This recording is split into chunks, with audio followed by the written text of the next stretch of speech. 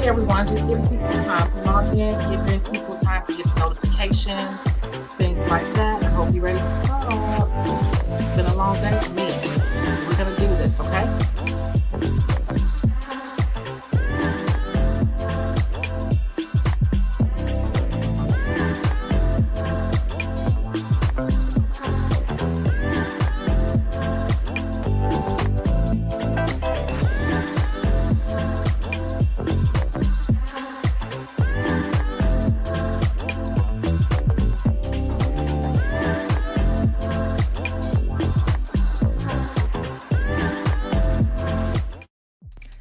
Okay, so we're just giving people a little time to come in. Make sure that you are smashing that notification bell. You can also share this live if you like, or tag a few people that you think this would be good for. And don't be shy, because this is a place to discuss things. You don't have to be a veteran to really have input, because I learn from people every day in the lives and in life. So this is not a place where if you're not seasoned, you can't speak up. This is a place to kind of get the discussion going, to kind of get the mind brewing, so we can all make money in the beauty industry, okay? And you can invite people or share with people who may not necessarily be nail techs, because this is anyone in the beauty industry or for an entrepreneur overall.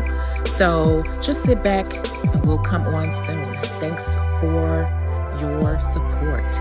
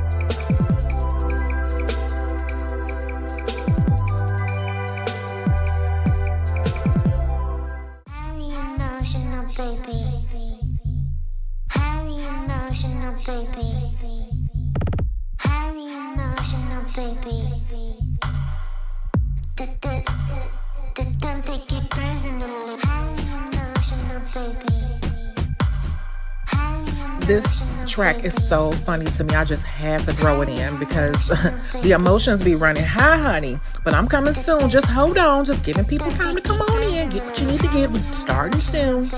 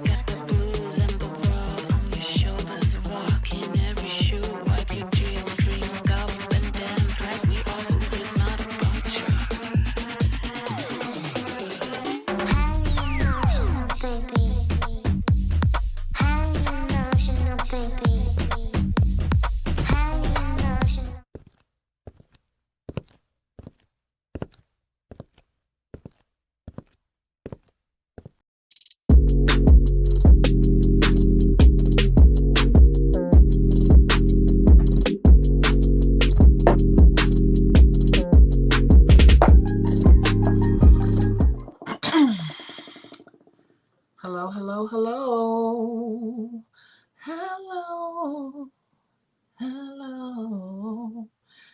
I'm stalling because I got to take this off. Bloop. Oh my God, the camera is turned around the wrong way. Hold on.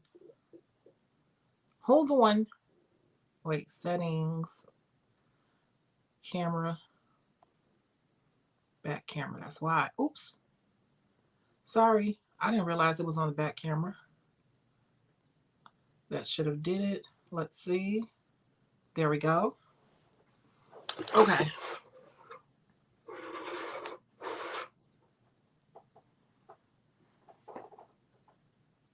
Hello, everyone. Hello, hello, hello. How are you? How are you? Trying to, I'm on my phone today. So what I'm gonna do is I'm gonna put this right in front. You could tell I'm a little tired. We'll do like that, and then we'll do like that. I think I spoke too soon about this Five Below thing. I'll sit right there. How is everyone doing today? How are you doing today? Good, I hope. I don't know which way I'm looking. Let me see. I look that way. So I'll just look straight ahead, right? Okay, so how is everyone doing today? Today has been a really long day for me. There we go. And I would say kind of challenging because I was on my way to the doctor. The beginning of the year, we want to make sure that we're doing our self-care. And so, you know how you have things on your list that you need to do and you constantly put it off, And I said, what's the beginning of the year and I need to not put off my self-care. I need to schedule my doctor's appointments, my gynae visits and all that stuff. And I even thought about my dental. I'm like, no, my dental was pretty okay. I took care of that. So I went ahead and I went to the doctor. And I just got some news that a cousin my age literally dropped dead of a heart attack this morning while I was on my way to the doctor to get a general checkup. He just didn't make it. They said he had a heart attack and they had called me back. And then when I was walking right into my doctor's office, they called to say that he didn't make it just that fast, that he was my age and there was nothing wrong with him. So, that was kind of crazy. And actually, I had to stay at the doctor's office a little bit longer because my blood pressure was so high. And I never had blood pressure issues, ever, ever, ever. So they made me stay at the doctor's office a little while longer, just to make sure my blood pressure would come down. It wasn't all the way down, but it came down some after I sat there for a while because I think I'm still in shock that he just passed away of a heart attack, not even 40 years old, So it's just, life is short. And you really have to take life by the balls and do what you're going to do and stop woulda, coulda, shoulda. And when this happened, I'll do this. When this happened, I'll do that. Because I keep telling people, who told you going to live to be old? Who told you going to live to be 50? Who told you who told you going to get old?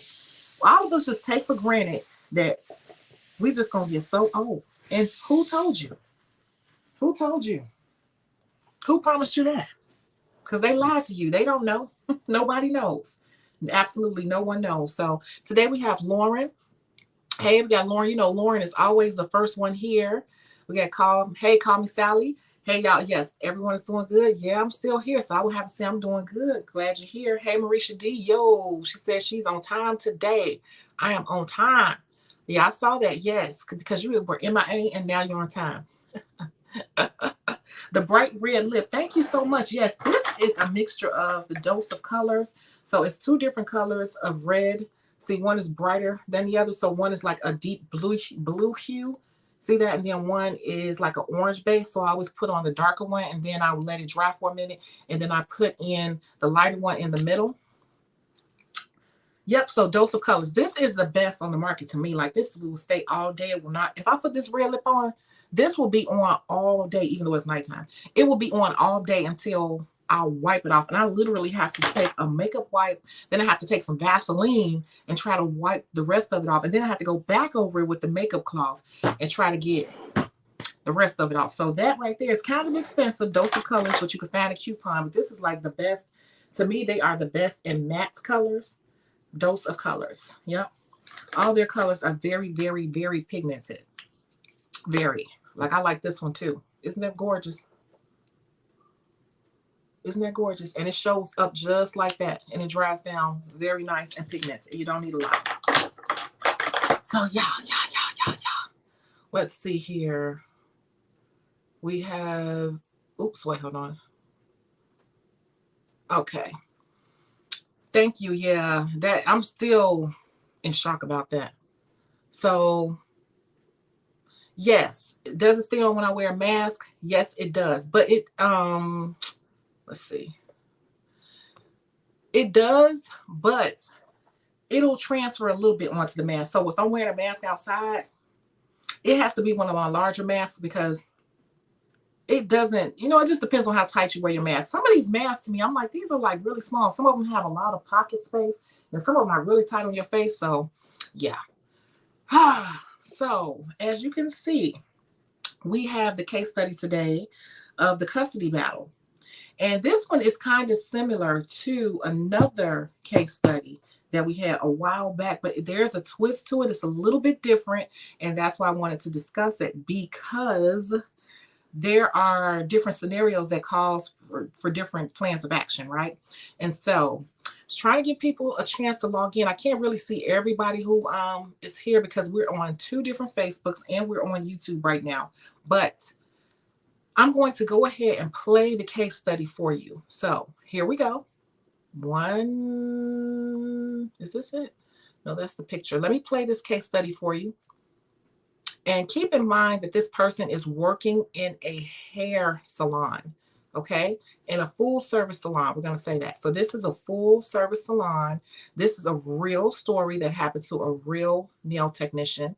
And I said, you know what, this scenario is a little bit different. So let's see what people think about it. So let's listen to it and we'll get right into it because I already have the questions lined up. Here we go. Okay, so here's the situation. I'm in a salon. I started out on commission. I moved over to booth rent because everything was working out really well. The clients are really cool. Everyone is pretty cool, but as you know, you want to grow in your career. And so I've decided to try and do things on my own and get a space of my own. I had a conversation with the owner. She seemed to be okay with it. She wished me well, and she said I was welcome back anytime, and everything was fine. Everything was cool. And so, okay, thank you. I began to pack up all of my belongings and get things ready for this next journey in life. And something told me to just check around, and I see an ad for this salon that I'm leaving saying Nail Tech wanted with a full clientele available. I don't know what to think about this. Is this right, Shecago? Help me out. We're going to play that one more time for people who are just logging in, and we'll get into it. Here we go. Okay, so here's the situation. I'm in a salon. I started out on commission. I moved over to booth rent because everything was working out really well. The clients are really cool. Everyone is pretty cool, but as you know, you want to grow in your career. And so I've decided to try and do things on my own and get a space of my own. I had a conversation with the owner. She seemed to be okay with it. She wished me well, and she said I was welcome back anytime, and everything was fine. Everything was cool. And so, okay, thank you. I began to pack up all of my belongings and get things ready for this next journey in life. And something told me to just check around, and I see an ad for this salon that I'm leaving saying Nail Tech wanted with a full clientele available. I don't know what to think about this. Is this right, Shecago? Help me out.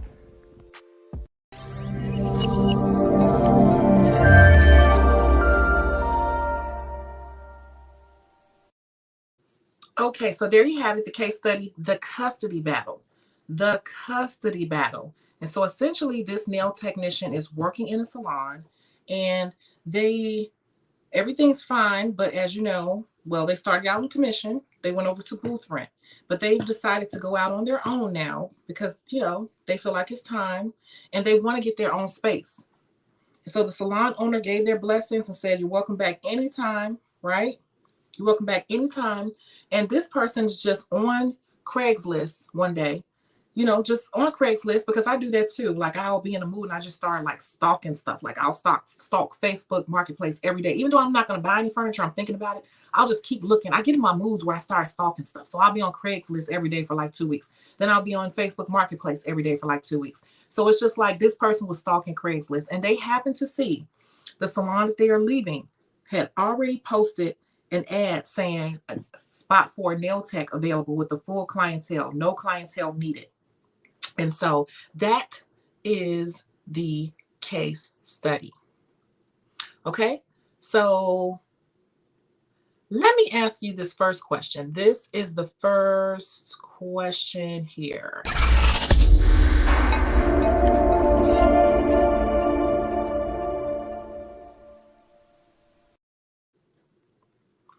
Is the online job posting incorrect? Is the online job posting incorrect? Because it said nail technician wanted, no clientele needed, full clientele, ready for you, warm environment, da da da da. But basically, they're looking for a nail technician and they don't need a clientele. So is that online job posting correct? I'll give you like 30 seconds to tell me what you think. This is a real life story. What do you think?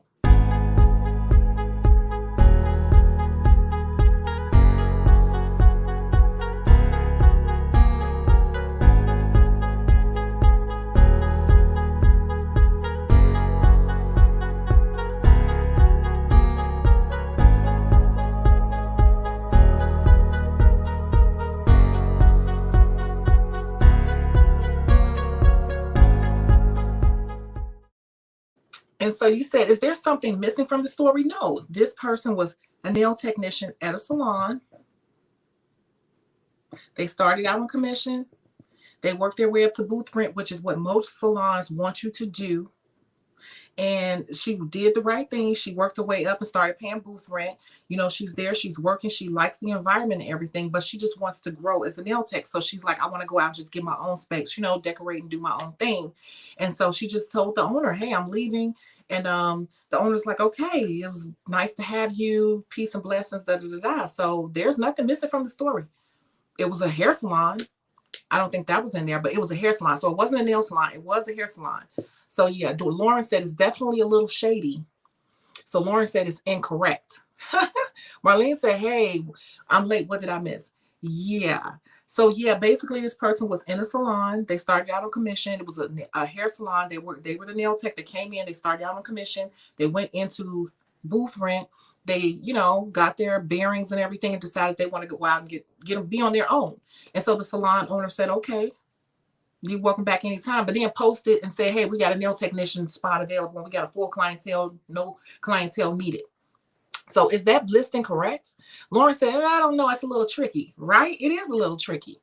You said the salon needs to replace the nail technician leaving. Okay, right. So the salon needs to replace the nail technician that's leaving, but the ad said full clientele available, no clientele needed, because we basically saying like we have the clientele, so you don't even need clientele. We have the clientele.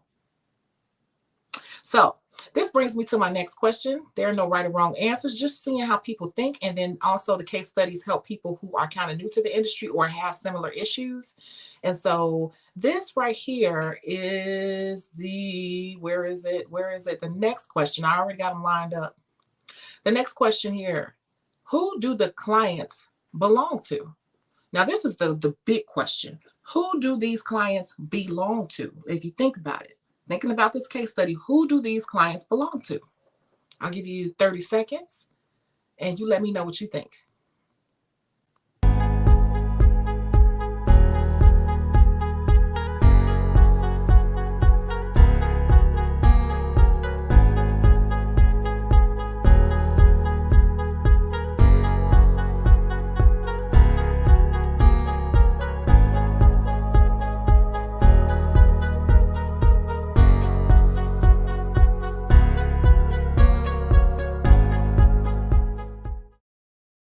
So Fiona was saying the salon needs to replace the nail technician leaving. Of course, yes. And then Queen Vibes B said, yes, it is tricky because the owner doesn't know if the clients will follow the old tech. And then Lauren said, and that's true too. That's why it's tricky. Lauren said it's her clientele because she worked up to booth rent.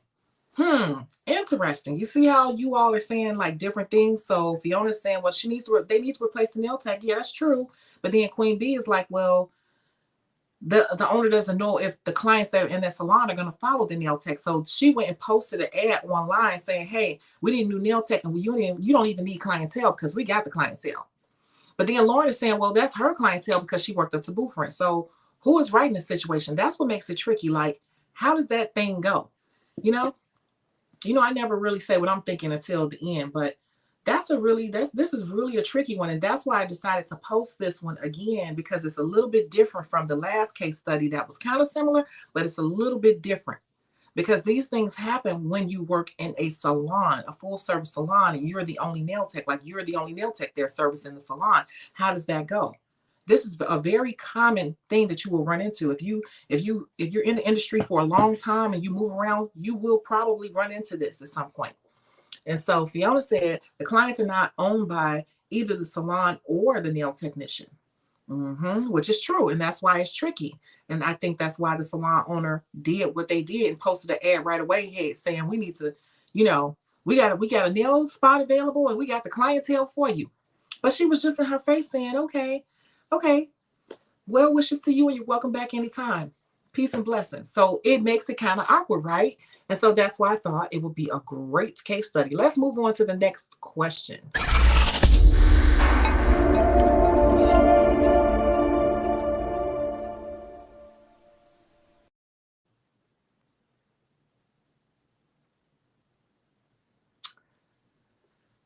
How can the technician prevent this in the future?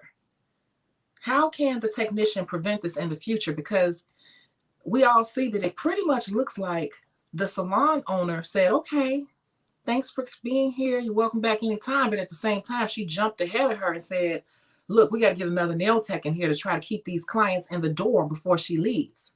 And so how can the technician prevent this in the future? 30 seconds, you guys, 30 seconds.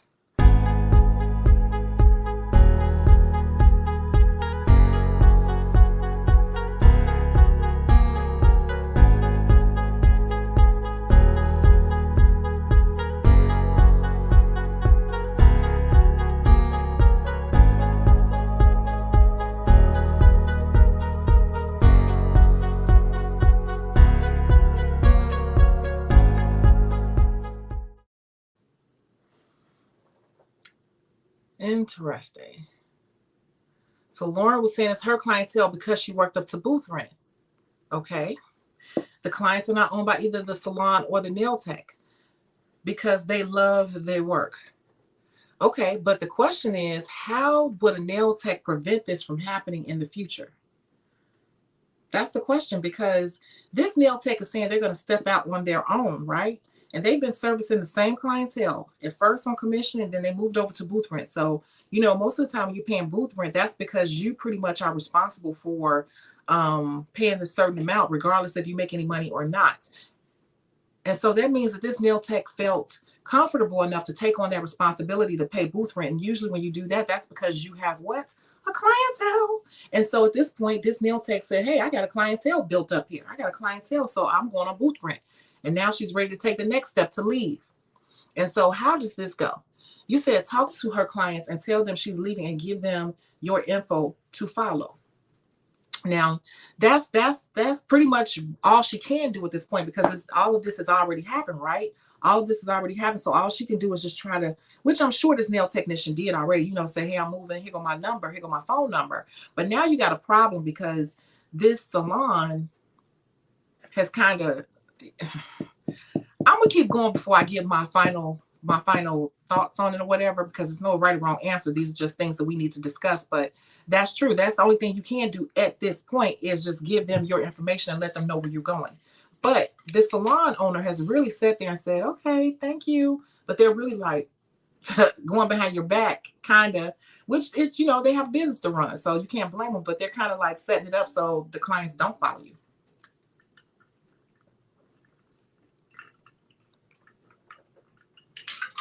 You said the tech should announce she's leaving on, what's this? On, I guess, on SNL? I'm kind of slow, y'all. The salon owner is also right to look for a replacement. It's all business. Exactly. I'm like, yeah, it's just running the business, you know? So it's like, it's just a weird situation, but this is how it will go in this type of situation. Oh, social media. Okay, I'm sorry. Right? Make an announcement and say where you're going to be. Right. You said it's all just business. The both of you all said it's business, and it is business. Yeah. So maybe offer them some type of incentive or move-in special to make them feel special. Yeah, it's like at this point, what's happening now is there has become a struggle for the clientele because the clientele was there at the salon. You started servicing their clientele, but now you're leaving. So now it's like a silent bidding thing between you and the salon owner because the salon owner is trying to keep those clients from leaving out the salon and spending money outside of the salon. But then at the same time, you've invested in that same group of clientele, those same group of clients. And so what do you do to make sure that they come out of the salon just to get their nails done? Just to get their nails done, because that's a tricky thing. Because you got to think about it. You're dealing with people who are used to getting everything done in one space. But I'm going to come back to that. I'm going to come back to that. I'm going to come back to that. Now, I have one more question here. Maybe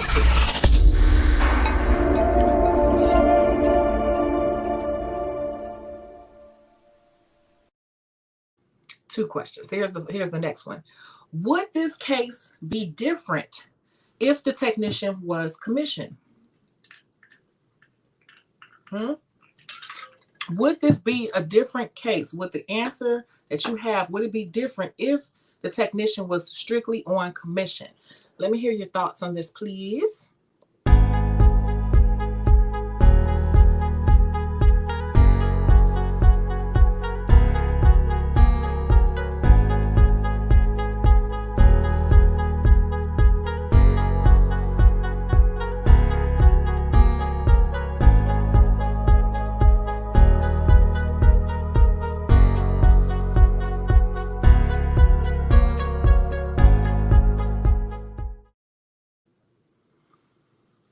Okay. You said no. I don't think that changes anything. Okay. See, most salons where you come in on a commission is because you don't have a clientele. I usually don't see nail techs or people in the beauty industry, period, who have a clientele. They usually don't come in on commission because if you have a clientele and you go on commission, you'll usually be paying them more than you would in booth rent. So typically, commission is for people who don't have a clientele. Because if you're doing 5, 6, 7 people a day and you're making $300, $400, $500, $600 a day, and you're giving them 30% or you even giving them 40%, you definitely paying more than you would be paying in booth rent. Let's just say you make $300 a day. So 300 times, let's say 40%, that's $120 a day, isn't it? Yeah.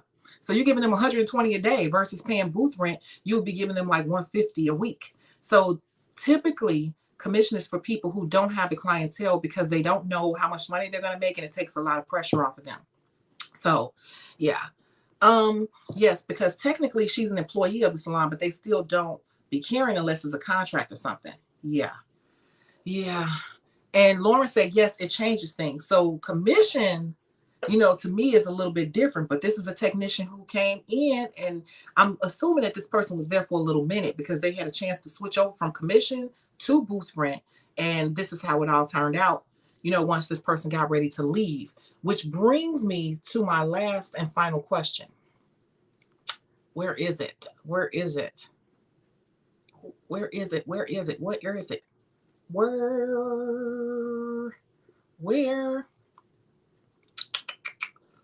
Where is it?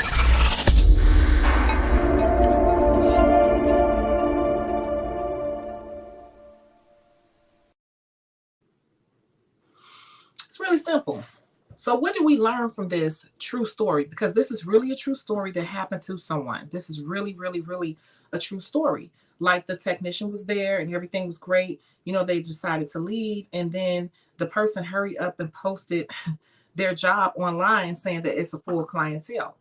And I personally know this salon because I saw the ad when I was moving back to Chicago. I saw the ad on Craigslist and I was like, oh, this looks like a good one. And so I called and I spoke with the owner, and the owner was like, yeah, we already have all the clients here, and everything. So you just, if you have your own stuff, we can work things out. And it was just like an ideal situation. So let's discuss. I'm going to give my kind of like my final thoughts on all of that in 1 second. Let's see. You said exactly don't be carrying some of them. No, they don't care. Yeah, but yeah, it's her clientele because she's independent contractor. But at the end of the day, clients will go where they want. Exactly. If they want to keep her as a tech, then they will follow her. And that is so true. That is so true. Like, it's just something to think about because this is a true story. I personally have, I can testify this is a true story because I spoke with the salon owner and she was telling me that. And come to find out, it was another nail tech who had just left. It was another nail tech, and she constantly tries to keep a nail tech in there when the nail tech leaves. And you said it's all about business at the end of the day. So no friends in business, make your money, and that's that. And that's true. And so because it is just business, how can we do this differently? And what do we learn when you're in these type of situations? I'm going to give my thoughts on it real quick because it's not that, complicated. It's just something to think about, Now available at www.shecagobeautysource.com. Again, that's www.shecagobeautysource.com. Oops. Okay, so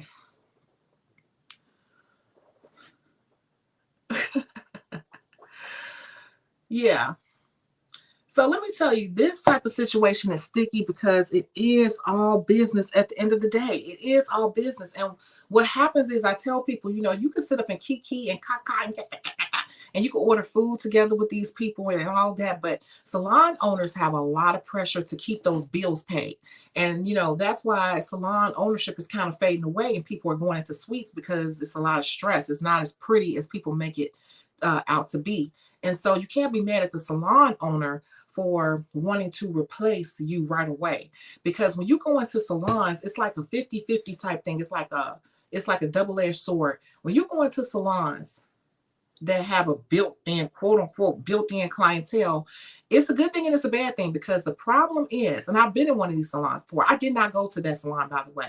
I didn't end up going there. I ended up getting my own place. But I've been in this sort of situation before. And what happens is you are not the first nail tech, okay? There's always a nail tech that stays and they go out in another one. They always going to keep one in rotation because those type of salon owners want to keep all the money in-house at all times. They want to remain, what do they call it? A full service salon, a full service salon.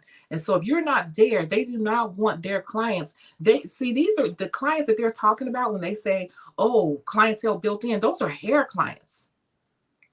Those are the barber's clients. Those are the hairstylist clients that they're saying, basically, you could feed off our clientele at any time. They never want you taking that money out of the salon. And so what happens is us nail techs, we get a little bit too comfortable. We get a little bit too comfortable thinking that those are our clients fully because we didn't really recruit those clients. We really came in and serviced and made money off of the clientele that is existing inside of this space. And what happens is, believe it or not, in these type of situations, somebody can say I'm wrong. I will tell you, if you tell me of a story, I will say that that's not the norm. Because in these type of situations, usually what happens is, more likely than not, most of the clients are going to stay at that salon. They will not follow you. Most of them will stay. Most of them will stay. And I know some people may not agree with me on that, but most of them are going to stay because they are used to it and they already know that a new nail tech is coming. Most of them will stay. Or what will happen is, yeah, wait, hold on. I know that might, it's like, ouch. Ooh, that's kind of harsh. No, it's just been my experience, in it. And I've seen people in the situation too. And what happens is, if you're really good and they like you, what usually happens, I'm telling you,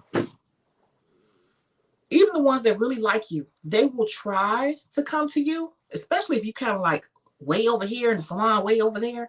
They will try to come to you a few times, but if they've gotten used to having an in-house nail tech, they get their hair done here. Their hairstyles usually doing their brows or something, or popping some lashes on. They're getting all that done, and then just to get nails done, now they got to leave out and go over here and drive 15 more minutes to you. They're going to probably come to you once, maybe twice, maybe 3 times. But most of them, even out of the I'm going to say 40% that went with you, I'm going to say another 20% of them going to come back, especially if they come back and get their hair done. So you forgot that they originated there before you were there. They were already there.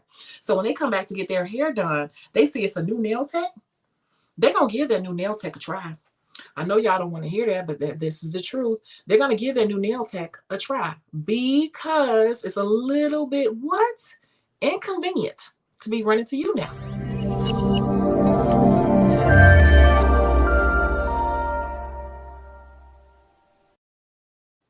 Now it's a little bit inconvenient to be running to you because the salon owner has set up an environment where it's an all service, full service salon. They get everything done in one place.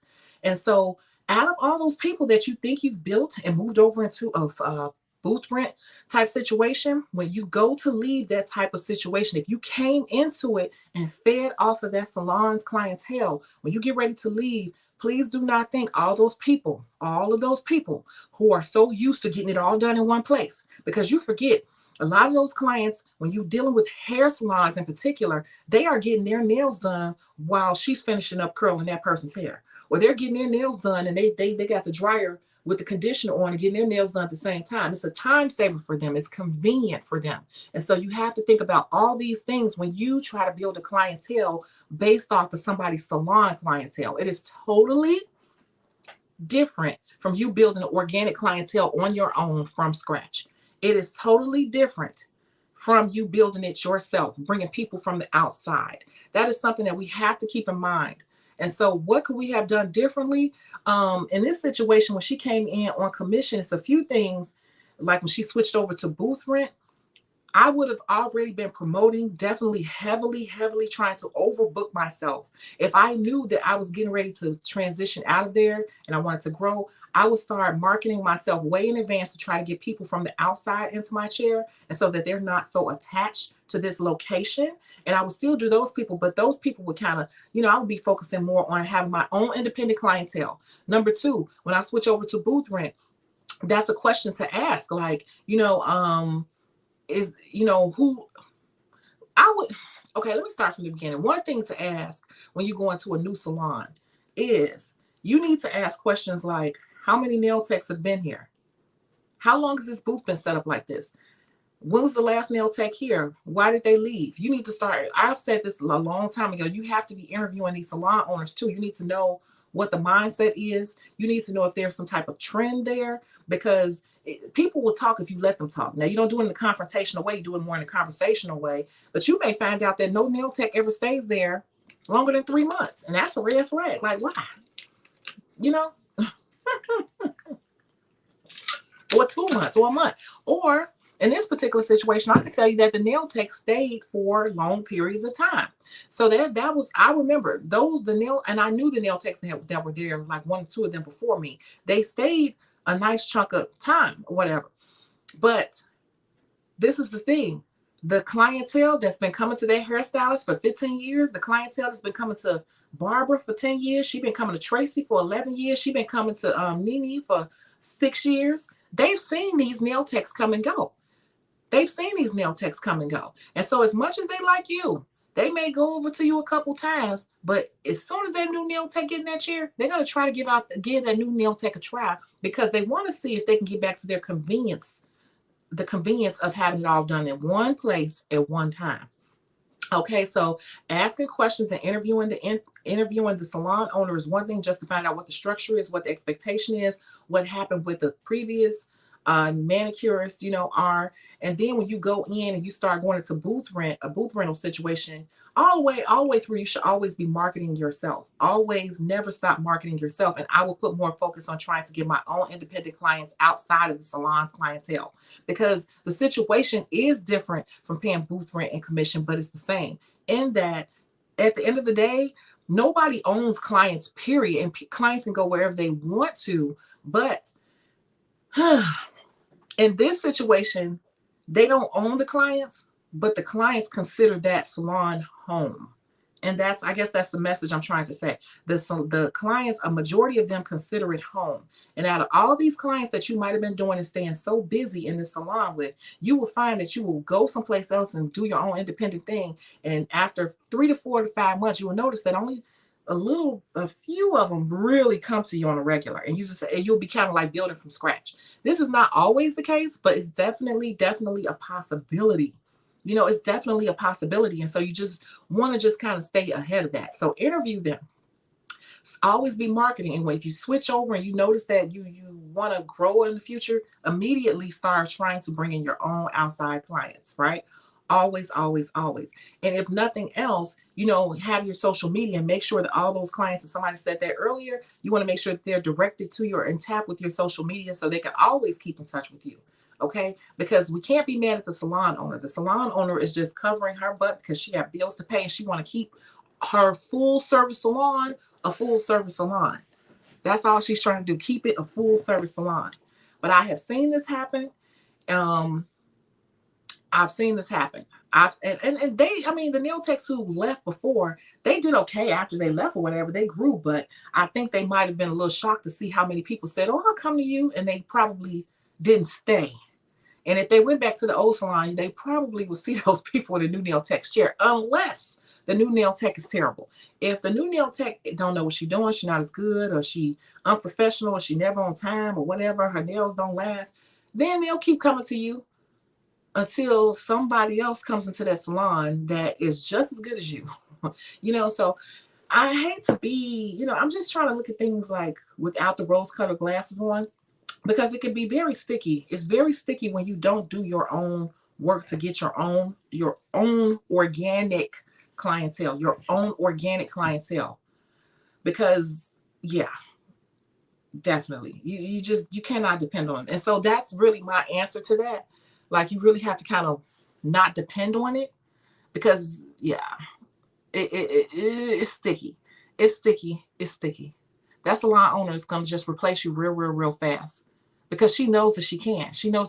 But that's a tricky rabbit hole that I've seen nail techs fall into before. And I can tell you from my own experience that those people will still be there, whether you stay or not. Not all of them, but some. I'm not going to keep repeating it, but those are my thoughts on that. So now I wanted to know what you thought of the case study. And also, you said, but the ones she gained that weren't, okay. I agree that they'll stay because they, like you said, it's a one-stop shop. Yeah, they may try, but at the end of the day, I'm telling you, especially if it's a day where they're busy, they'll be like looking over there like, I gotta go. She's taking, especially if the hairstylist running behind, they'll start looking over at their new nail tech and they'll walk over like, how much you charge for a nail chip? Okay, can you fit me in? And Lord, I'm gonna try this new girl out. Lord, please, because I just don't have time. I just can't do it today. I can't get over to Shaw today. I can't get over there. I'm telling you, they get spoiled. That's what I'm trying to say. They become spoiled into getting everything done in one space. It won't even be anything personal with the clients. You don't own them, salon don't own them, but the convenience, that's what owns them. The convenience can own them. And Lauren's saying she in the shower, don't leave. Oh Lord. Lord have mercy. Okay, so that was the case study, and I hope that helps someone, or maybe that's someone's current situation. If you are doing well and want to move on your own, make sure that you have built a clientele on your own. Always, always, always make sure you have built a clientele on your own, because once you do that, no matter where you go, you won't have to worry about whether or not those people will follow you. Those people will only know you. They will only know you, and that's always a good thing. Okay. So that was that case study right there. The custody battle.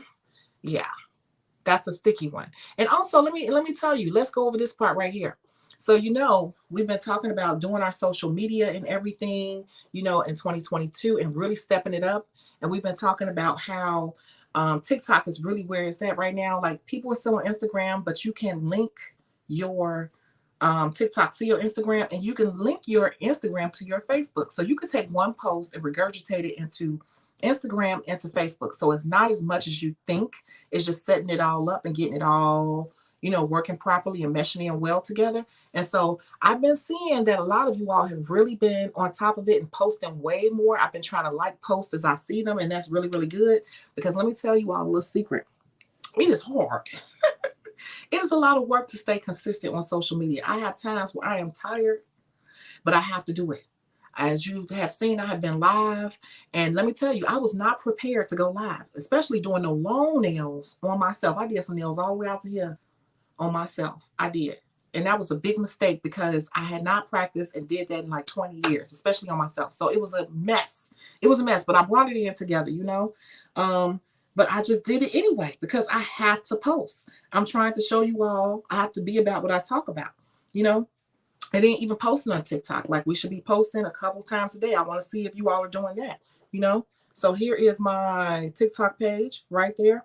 I try to post and have it set up some type of way because I told you I'm going to be about it. Can't just talk about it. And then here's my link tree right here. So my link tree is in the bio. So they can find everything about me right there in the link tree. So have you all been keeping up with the social media? Like, have you all, you know, just been trying to get some type of schedule going with that? Because in 2022, I'm telling you, the new texts that are coming in, everybody is a lot of people are self-taught. A lot of people are getting on their grind right now because there's nothing else to do. And so are you on it? Are you going to be left behind? We have to learn TikTok. Like, TikTok is not as hard as it seems. It's not as hard as it seems. Once you get into it, it's actually fun. Okay. It's actually fun to create TikToks. They don't have to be extravagant. It could just be a thing of you posting, you know, just putting up a whole bunch of pictures with some music to it, and you will learn more. And let me tell you one thing you want to do too. I went to my friend's pop-up event Sunday because I needed to get out the house. And I went there and she was busy because it's her space, right? And so I didn't bother her. I'm like, hey, how you doing? She's like, girl, hey, what's going on? Get you some food, go walk around, talk to the vendors. You can sit in my office. So I went and sat in her office. And when I sat in her office, her two nieces were in there. And I'm sitting there, I'm like, how y'all doing? Da-da-da, you bored? Da-da-da. I thought about it. I'm like, ding, ding, ding, ding, ding, ding. You sitting here in your friend's office with two young girls who are on their phone. I started picking the mess out of their brain. I started picking their brain. Do you hear me? About TikTok. And they started showing me stuff and how to do things. You all better grab some of these young people around you to show you how this stuff goes, because they know everything about all these social media platforms. They could tell you all types of tips, tricks, explain what's going on. Don't do this, do that. They will tell you. They don't underestimate the young folks. They really, really know this stuff like the back of their hand. That's why they are making all the money. That's why they have 20, 30,000 followers, because we think they're on there playing on their phones. They over there getting followers. Oh, it's all about followers and likes. Once you get followers, that makes you influential. And that's what we want to be, influential. Once you're influential, that means that people trust you in a certain arena, a certain area. They trust you for something. And you can actually, that's when you start to make money, because then you can have a product or you can solve a problem for those people because they're there following you for a reason. You are influential. So don't underestimate the social media and learning all you can, or how these younger kids are really all into the social media. It's not really vanity. It's really like they don't want to work. This new generation is like, I'm not working for nobody. I'm trying to find a way to make me some money on my own. And if we want to be like that as entrepreneurs, we have to tap into it. We have to force ourselves. So if you got young nephews, nieces, even if you got to bring them over or buy them some pizza, whatever, sit down with them and learn how to make TikToks, and sit down and connect your TikTok to your Instagram. Sit down and connect your Instagram to your Facebook. Like, one post can go through all three mediums. Boom, boom, boom. And make yourself be on a schedule. Also, get on YouTube and start searching things about social media, how to grow my following, how to do this, how to do that. It takes time. Like, just as much time as we put into designing, we have to put just as much time into learning how to market ourselves, because that is where it is. Like, a lot of people get disinterested, or just like, what's the word? I'm a little tired, you all. I'm barely working off any sleep. They become discouraged. They become discouraged because they don't see any growth. And that's because they're only focusing on one part, buying all the glitter for the designs, and all this stuff, and learning how to do designs and watching all these design videos. If you could sit on YouTube and watch design videos for 3-4 hours, you could definitely watch some stuff on how to do the marketing part and the social media part. That is equally as important as knowing what you're doing. Like, learning how to market yourself is, to me, just as important as learning how to market, is just as important as the skill. Skill with no clients is just a hobby. A skill with no clients just becomes a hobby over time, because, they go hand in hand. You said she should booth rent or get her own spot. I don't ever have to worry about stuff like this. My clients follow me wherever I go, period. They only not my clients when they don't want to be. Okay, yep, exactly. Exactly. And that's what she was trying to do. This particular girl was trying to get out and get her own spot. And she thought she had more clients than she really did have once she realized that the salon owner basically was like, I'm about to put somebody right in your space so my clients do not have to leave. And that's exactly what she said without saying it. She said it without saying it. She didn't even tell her, oh, I'm going to post the ad and tell people that now that you're gone, my clients can go to this new nail tech. The salon owner is never going to say that. They're never going to say that. They're just going to post the ad and say built-in clientele. And so then we're caught off guard because we're like feeling threatened, like, oh my God, are these people really going to follow me? You know? Yeah. My clients will also be booking through my booking site. See, that's the thing. But see, if they came from the salon, they're your clients, but the convenience may make them not your clients. They may go to the next nail tech. That's what I'm saying. Like, it depends on where they came from. Like, to me, if you are in a salon and they go to that salon, they've been going to that salon forever, and that salon always keeps a nail tech, chances are you're not the first nail. Okay, you're probably not the first nail tech whose chair they've sat in. They probably sat in the nail tech before you chair. If you got them from one of the hairstylists and the hairstylist been there a long time, you're probably not the first nail tech they've been to. It's just such a gamble. It's such a gamble to just only put all your eggs in that basket of letting that salon's clientele be your only clientele. It's almost like the salon and all the stylists in there, they're a subcontractor. Like they're feeding you work. They're feeding you work. They're feeding you their clients.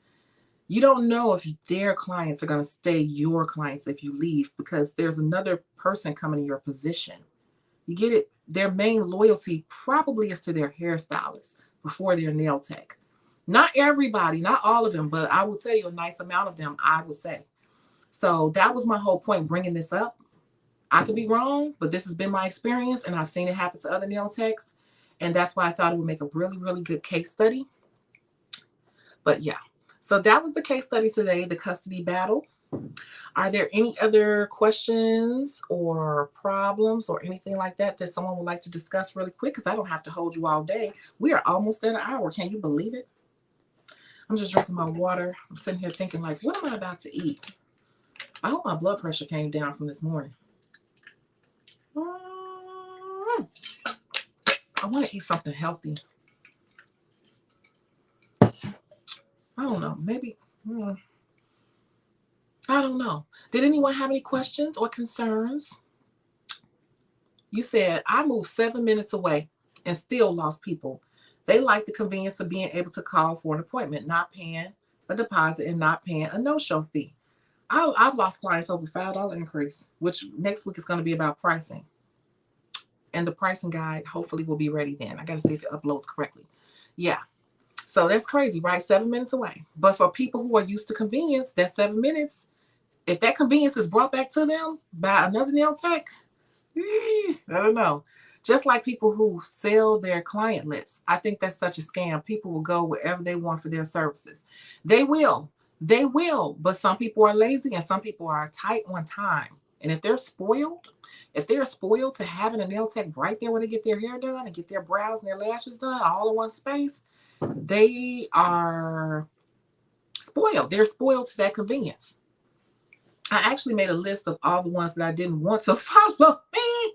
Yes, Lord, because we were talking, Cece and I were talking about that. There are some clients, people do not realize there are some clients we really don't want you. You keep coming, but you're like a headache and you stress us out and we really don't want you. We're hoping that you disappear. So yeah, that's funny. Lauren said, I'm back. Well, shoot, we're at the end now, Lauren. You're going to have to probably do a replay on this one. Plus, I am like tired. I think I need to sleep. And I think I need to drink a lot of water. I don't know. I got to make a few phone calls before I go to sleep. Yeah. You said few. No, true. A few of my clients drive up to an hour to come sit in my chair. See? But did you get them from a salon? Or are those your independent clients? Now, see, the clients that you got independent, they don't know you. They don't know that convenience around that. You know, so they came to you as a conscious decision to come to you. And to me, that's a little bit different than a person who was just like, oh, there's a nail tech. well, my hair is drying. I'm gonna, it's a little bit different from a client who your independent client that you brought in, you marketed to, they strictly chose you. You weren't placed in front of them by a stylist. You said you heard me while you was in the shower with your AirPods. Oh my girl, Lauren. Lauren is a super member of this channel. I'm telling you. I think Lauren should be a moderator. Well, I'll star the comment. I don't know how that looks on the screen. You said, nope, they were your independent clients. Exactly. See, now that's different. Now that's a strong client. And I guess that's what I'm trying to say too.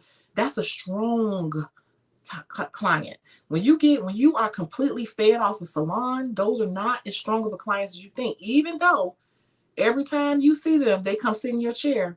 They're there for their hair first. Don't get it twisted. They are there because of the hairstylist. And let me tell you this. If that hairstylist move, that's another thing that can happen. The hairstylist can move. If that hairstylist moves, you may or may lose them too. I'm just saying, when you get a client off of a stylist or something, or a barber, to me, those are not 100% your clients all the time. You're more of a convenience of going to the stylist. I don't know if that's making sense, what I'm saying. But some left the salon I was at. Yeah, and that's why I said some. Yeah. This case study came at a good time because I'm working in a hair salon as the only nail tech. You see? And if you ever want to leave, so to keep trying to push and market yourself independently and don't become too comfortable with all those clients that you may be being fed at that salon. I would not. Only from my own experience, like I just wouldn't. So let's see here. To come to me, wait. Come to me, and I have people that come from far away suburbs. They just came from this way and they had to go drop their child off all the way over there, and they came to me still. Yeah, but those are my strong independent clients. I was figuring out how to eventually branch off, and this answered it. Yeah. Start just marketing yourself. Like, what you do is you use this time that your books are really robust and full. Take pictures galore from different angles. Start making all type of TikToks and just go crazy on social media. When you sitting at that booth and you have downtime, that's another thing. You all who are sitting in salons and you're not busy, it's downtime. You should be posting like crazy. You could take one picture. You could take one nail that you did, one set that you did. You can do it so many different ways. You can post your setup. You can post different points of doing the nails, like laying the acrylic, filing the acrylic. You could take one set of nails and make so much content out of it. And you have to kind of get yourself in the practice of doing that. And, for those of you all who don't have a lot, or it's just not that busy, or you have a lot of downtime, stretch out your content. That's the other thing. If you have a lot of people's nails, don't throw up every set that you do right away, because you can run out of content the next week. Okay, you did 12 sets this week. Don't post all 12 this week. Take 2 or 3 of those sets and stretch the content out different ways. And so you always have content to post. Always have content to post. Okay? Just a little tidbit of information. And I get this information from the younger folks because I watch and I study people who are successful. That's the other thing. Watch people who are successful and watch what they do. And how did they get 300,000 followers? How? Start looking at their stuff and studying what they're doing. Look at how often they're posting. You'll see people post 6, 7, 8, 9 times in a day. If they're in their algorithm and that algorithm is feeding those likes, you got to pay attention to that. They keep going that day because the algorithm has them up high. The algorithm is putting them in front of people. You have to watch that. You can't post something and then step away from it for 6 days or 4 days. No, you might have lost your mojo. So you will find people also that when you look at the timestamps on these things, everything has a timestamp. You'll see August 14th, August 14th, August 14th, August 14th, August 14th. They posted 6, 7 times. Then they might have posted on the 15th. Then you didn't see they post again to the 17th. Okay, but they still get momentum from August 14th because that right there, that's being placed in front of people, that content. And then they can kind of slow down on the content because they're getting followers. whatever. People know that they're there. So you kind of have to understand how all this social media works. You have to study it just as hard as you're studying the designs. You want to study social media just as hard, because you want your own hardcore clientele. You want your own hardcore clientele. And see, when you commission, the commission thing is, like I said, it's good and it's bad because it takes pressure off of you of owing that money every week. But at the end of the day, usually in commission situations, it's like those are not really your hardcore clientele. And depending on the type, see, that's a hair salon commission. But usually in nail salons, most definitely in commission situations, those, they don't even want you to talk to the clients. You can be fired for giving out your information to those type of clients. I would fire somebody when I had my big salon. If I caught them soliciting one of my clients, because those are my clients that I put money into, you cannot give out your card or information. But that's why I said it depends on the situation. It depends. And I had them sign an agreement. So there were no gray lines. They understood. They had to sign. I had stuff you had to sign. Non-compete agreements, after you leave, all that. That's true. Everyone prioritizes services differently. I care more about my nails more than getting my lashes done. So I will follow my nail tech before I follow my lash tech. You see? And usually that's what I was saying. Like when it comes to between hair and nails, if you got them from the hairstylist and they say, oh, I've been going to Tasha for 9 years, they're the priority and they're going to go where they are. Okay. And if you become inconvenient, you will probably lose them. Maybe, probably. Yes. Stretch out content by posting educational posts, inspirational nail tech humor, in addition to your work. Also, don't be afraid to repost past pictures. Exactly. Recycle something from 2-3 months ago. I got stuff from like 2-3 years ago that people, if I put it up, people will still love. I'm telling you, like, you have to stretch out your content. I think that's another reason why a lot of nail techs struggle to get on social media hardcore, because they feel like, well, I haven't done anybody. I don't have anything. Use your mannequin hand and do these things here. Everything doesn't have to be a picture of your newest work. It doesn't. If you follow popular people, you will see. You never see a person who, if you do, it's like they didn't post every day. If you just see a page full of work, it's probably one a week. 1 week ago, you look at the timestamps. They're not posting that much work every day. It's a method to the madness, because you just don't have time too. Sometimes you say, I haven't done hairstylist clients, just my own. I'm building my brand. Okay, yeah. And see, they're probably just working with you because you came in and said, I'm starting from scratch. This is a new area of town. So they're working with you. So you make sure as you're building your brand that these clients are in touch with your brand. They are following you. I would even start like pumping their head up, like, I'm gonna post these up. Can I get some pictures? Because then they'll start to look forward to having their pictures posted on social media. Because then you have people who get mad at you, like, you're not gonna take pictures of my nails because you really didn't like them. You didn't take pictures of them. Or they're not really picture worthy. They're like plain. You're like, no, or they have ugly hands. There's different reasons why we know we don't post up everybody's stuff. But yeah. So all of this is very interesting. There's so much to talk about, so many different angles to kind of look at things. I'm not saying that what I'm saying is correct. This is just my experience in this industry for over 30 years, 34 years now, 32, something like that. And I've done it all. And I have friends between all of me and all my friends in the beauty industry. We have over 50 plus years experience. So we're forever swapping stories and giving advice to each other. So I'm telling you, I'm not just saying it just to be saying it. It's just something to think about. Okay. And at this point, I've been on here an hour and 5 minutes, maybe even longer. I don't know. But I feel like I've talked to you all to death. Yeah, I think I did. So I think this was a good case study. I hope it helps someone. We're going to come back soon with more, of course. Oh, I knew it was something.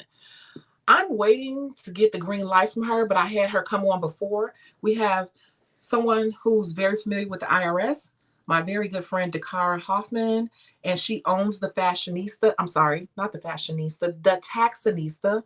I don't know if some of you all remember her from before, the Taxonista brand. I don't know if you follow her on Facebook. This is my very good friend who is a very experienced tax professional. She has many years experience. She owned several chains of large chains of tax services, and now she does it independently. And she's one of those people you definitely want to do any type of service for you. We wanted to come online and talk about the different deductions and different things you should be taking, understanding how to set up your business. She does all of that, your LLCs, your S Corps, your C Corps, understanding why, because everyone wants to go, I got an LLC, I got an LLC. And we laugh about this all the time because everybody always gets an LLC because that's the popular thing to do. Do you understand why you picked the LLC? Depending on what you do, if you have several small businesses, you may need to be an S Corp because you may be missing out on some tax breaks. And so that's why you want a person who knows what they're talking about and can get a full scope of your life to understand how you should be structuring your business. And so I spoke with her yesterday. She's gathering some material to tell you. She's super knowledgeable, super nice, and she's affordable. And I will tell you this, she will get you everything that you're supposed to have without getting you in trouble. Because a lot of people are going to people saying, oh, my cousin get you $5,000 back. My cousin get you $10,000. Any person who tells you that they can get you a flat rate, you should stay away from those people because it's never a flat rate on how much a person can get you unless they're just filling in some stuff, no matter what the truth is. You want a person who's going to know how to push the envelope on your situation without getting you in trouble with the IRS, okay? Or just getting you in trouble later, you know? So she will push the envelope without pushing you past the red line, okay? And at the same time, a lot of people who think they're getting the best, the bomb with $10,000, you may get with her and say, oh no, you have this deduction, this deduction. She even goes to all the meetings. She flies and goes to meetings and all these different things to keep up on tax code. Like this is her life. This girl does this 24 hours a day, 7 days a week, not on the side, not on Sundays after she put the kids to bed. She do this all day, every day. She does it for celebrities, large businesses, and this is what she lives, eats, and breathes. She can tell you exactly what tax code has changed, what date it changed, the date that it becomes effective. She can tell you, oh, the IRS today has a glitch in their system, so you should call back about 2 o'clock. She can tell you this is the level that this girl understands the IRS code and business structure. And a lot of us don't understand what we have is a little bit more complicated. So like if you're a nail tech and your husband he has a job and he's an Uber driver on the side, and then you have a child who has a business braiding hair, there may be a lot of different opportunities and ways to package and bundle that all together to get you more money than you're currently getting. But if you're going to somebody who just knows the basics, you're just getting the basics. So that's all I'm going to say about her. But I'm trying to get her back online. When I was in Atlanta, I brought her on camera in my hotel room, but I'm going to bring her on camera here really soon so she could talk to you all about what you should be looking at and what to look out for, and if you want to hire her services. Yeah. And I did the makeup for that. I did that photo shoot with her. Isn't her makeup cute? I just went into a whole sermon. I was trying to say a lot in a little amount of time. You said, I love her. Not after the kids tucked in. You know, there are people, and nothing against those people who do the taxes like on the side. You know, I tried to, it's just not my thing. But those people know what they know, but you want someone who really, if you can, lives, eats, and breathes and sleeps this stuff, because tax code changes all the time. Sometimes it's in your favor, sometimes it's not in your favor. Sometimes it is, and sometimes it's not. Sometimes there are little things that you know, little tricks that tax professionals can do or put together for you depending on your situation. And also, a person like this knows what questions to ask. See, some tax people, they're just going to ask you the basic, what's your name? What's your address? How many kids you got? How old are they? Okay, where are your W-2s? Okay, you got a side business? Okay. But some people who know, they know how to dig further and ask certain questions to get you additional deductions and different things like that, because it goes a little deep. It goes deeper than we know, especially me. I don't fool with it. I let her handle all my stuff. Shoot.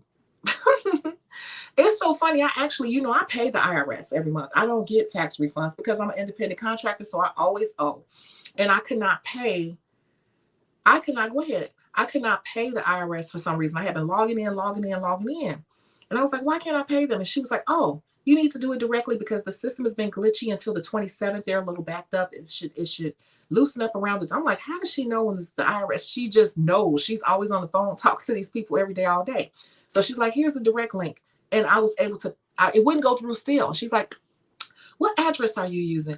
I'm like, blah, blah, blah, blah. She's like, no, you need the address from then. Isn't that address 3040? I'm like, how does she know my address from 2000? She knows her stuff. When I tell you, the girl remembered the beginning part of my address from an old tax return. The girl is amazing. Okay. Amazing. What's your quick question, Lauren?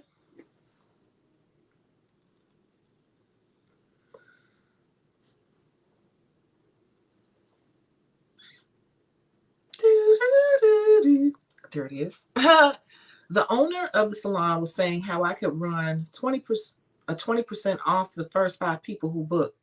Do you think that's smart? Yeah, why not?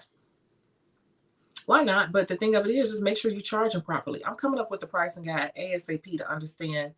A lot of us, including myself, we are not charging properly, and we cannot afford not to charge properly, especially because everything has gone up. Gloves, acetone, alcohol. We cannot be cutting our prices like we used to. I have been charging way more on point of what I should be charging. Whereas before I was cutting things and like ignoring things like, oh, I ain't gonna charge you. I ain't gonna charge you. I ain't gonna charge you. No, I have to. Because if not, I'm giving myself a decrease. And so saying all that to say, if you are doing the 20% off, make sure that you are charging properly.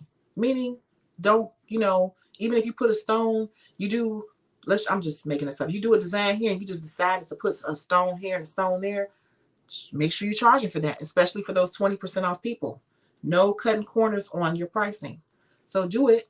But what I would also do, if you're doing the 20% off, what you should do at the end, and I've said this before, make sure that you let people know the breakdown of your pricing and tell them the original price.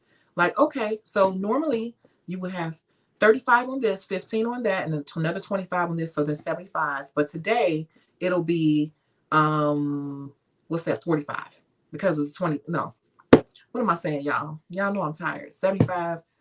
What's 75, 15? So it'll be $60 today.